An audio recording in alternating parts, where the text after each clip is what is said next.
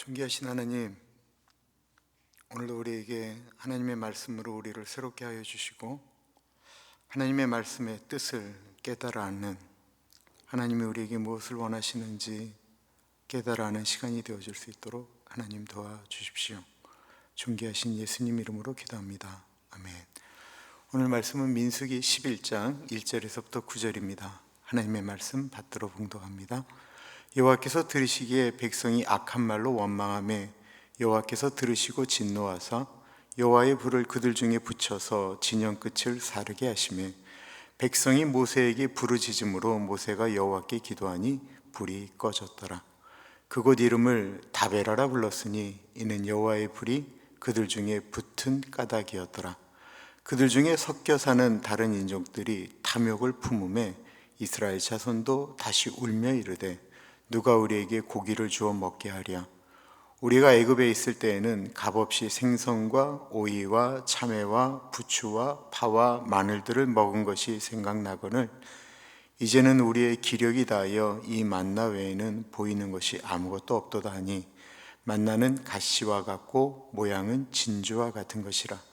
백성이 두루 다니며 그것을 거두어 맷돌에 갈기도 하며 절구에 찌기도 하고 가마에 삶기도 하여 과자를 만들었으니 그 맛이 기름 섞은 과자 맛 같았더라.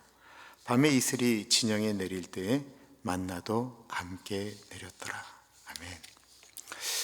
우리는 하나님의 뜻대로 살면 하나님이 인도하시는 길이 행복이고 가장 안전하고 우리에게 이 세상의 축복이다라고 생각을 하죠.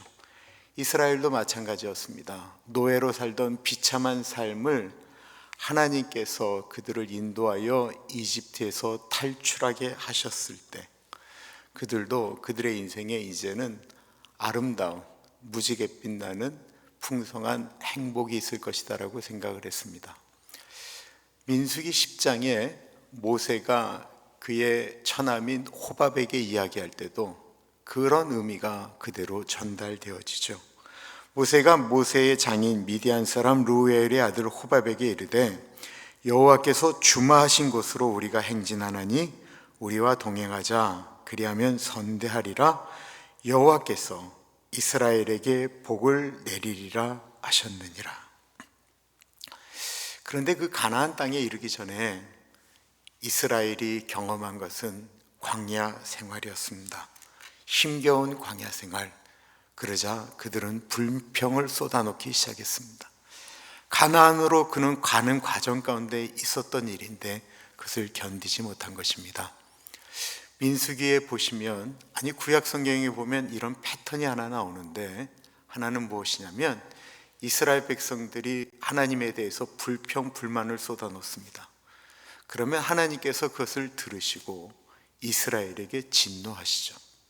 세 번째는 그러면 그곳의 지명을 꼭 기록하였다라는 것입니다. 이것을 머릿속에 넣으시고 앞으로 읽을 민수기를 보시면요, 참 재미있습니다. 이런 패턴으로 나오는구나. 오늘 본문을 보십니다.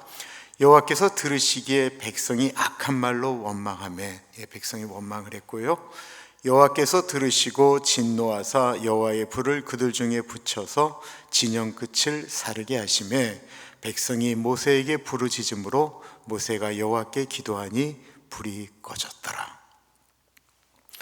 백성들은 원망했고 하나님은 그것을 들으시고 진영 끝에 불이 나게 하셨습니다.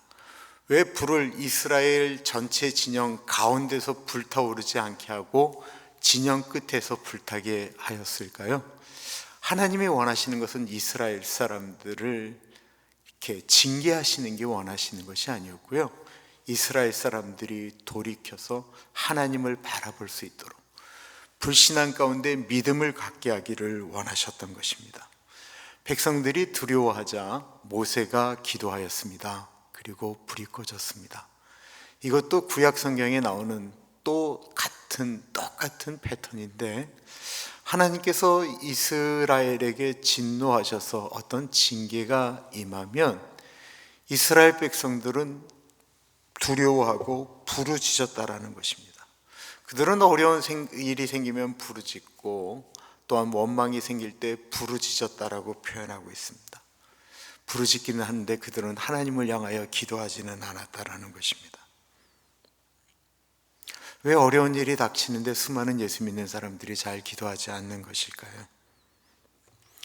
그들이 기도하지 않는다라고 모세까지 기도하지 않으면 어땠게 되었겠습니까?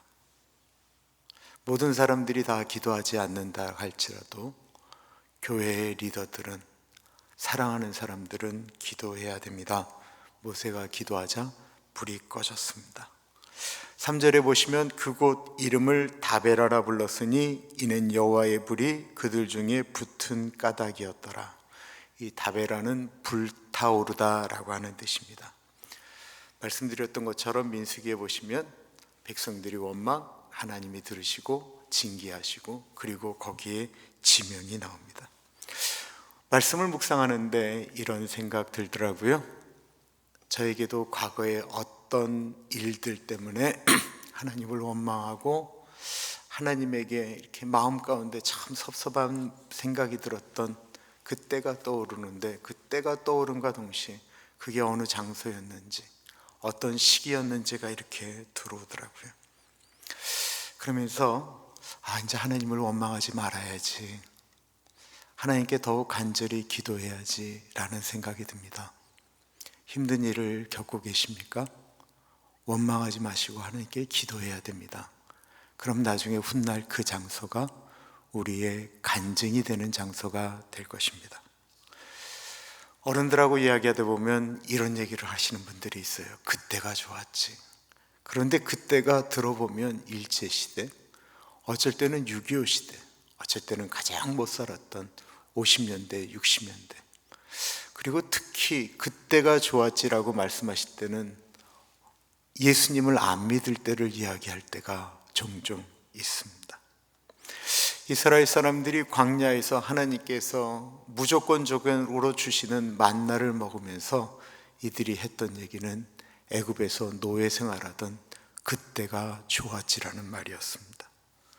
그 원망의 시작은 이스라엘 사람들로부터 시작된 것이 아니고요, 이스라엘이 애굽을 탈출할 때 아주 극소수의, 이집트 사람들도 있었을 것이지만 이집트의 노예로 살았던 이스라엘 민족 말고 다른 민족도 탈출할 때 섞여서 도망 나왔습니다. 아주 극소수이죠. 그런데 이들이 원망을 하기 시작하자 그 아주 작은 소리였던 그 원망은 전체 이스라엘 백성들의 원망으로 바뀌기 시작했다라는 것입니다. 교회나 사회나 원망이 시작될 때는 작은 곳에서부터 시작될 때가 많이 있는데, 원망은 다른 사람들의 마음 가운데 마귀가 심어주기 시작하면 큰 불씨가 되어집니다. 4절부터 읽어봅니다. 그들 중에 섞여 사는 다른 인종들이 탐욕을 품음에 이스라엘 자손도 다시 울며 이르되 누가 우리에게 고기를 주어 먹게 하랴. 우리가 애굽에 있을 때에는 값없이 생선과 오이와 참외와 부추와 파와 마늘들을 먹은 것이 생각나거늘 이제는 우리의 기력이 다하여 이 만나 외에는 보이는 것이 아무것도 없도다 하니.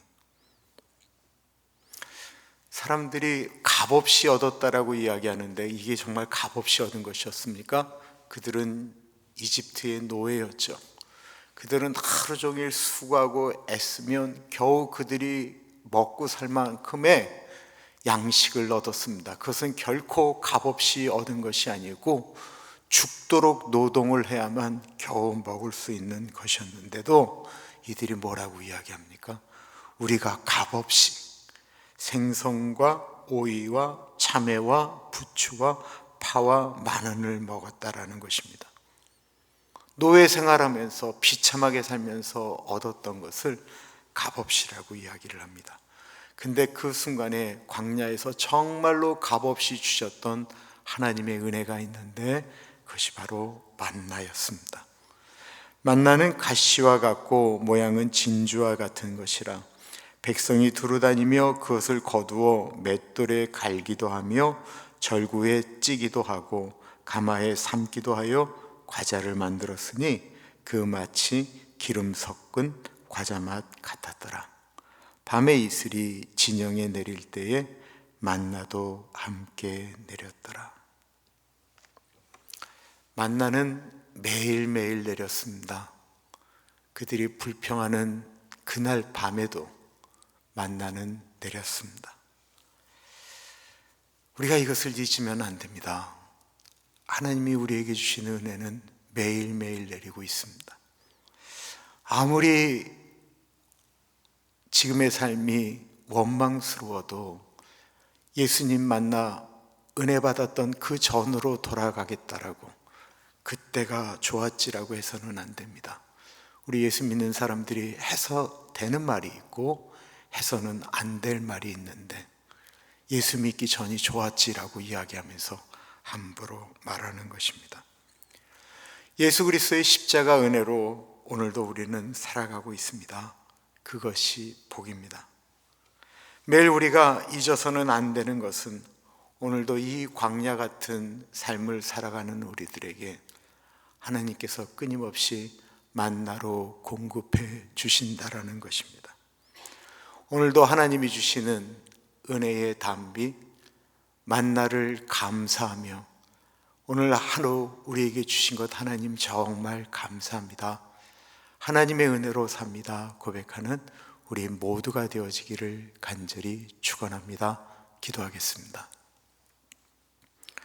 참으로 존귀하신 하나님, 우리의 인생의 뒷자락을 돌아봅니다. 어떻게 살아야 되지? 어떻게 이 고비를 넘어가야 되지? 그런 현장에 원망하는 분들도 계셨고 하나님께 매달리면서 그곳을 돌파하던 분들도 있었습니다. 하나님, 그 현장이 떠오릅니다. 우리가 어려웠던 그 순간순간마다 예수 그리스도의 은혜가 있었던 것을 기억합니다. 하나님, 그 은혜로 지금까지 우리가 왔는데 그때가 좋았지라고 이야기하면서 과거에 진노의 자식으로 살았던 그 죄악의 현장을 그리워하면서 그것이 좋았다라고 말하는 그런 잘못된 우리들 되어지지 않도록 인도하여 주시고, 광야에서 만나를 내려 먹이셨던 것처럼 오늘 하루도 주님이 주신 은혜의 담비, 은혜의 만나를 먹으며 오늘도 살아갑니다. 하나님, 오늘도 우리의 입술 가운데 하나님 감사합니다. 정말 벌레만도 못한 우리를 구원하시기 위하여 예수 그리스도를 십자가에 달려 죽게 하셨고 오늘도 주의 은혜로 우리가 이렇게 살아갈 수 있습니다. 우리에게 주어진 환경 모든 것을 감사하는 우리 모두가 되게 하여 주시옵소서. 참으로 존귀하신 예수님 이름으로 기도합니다. 아멘.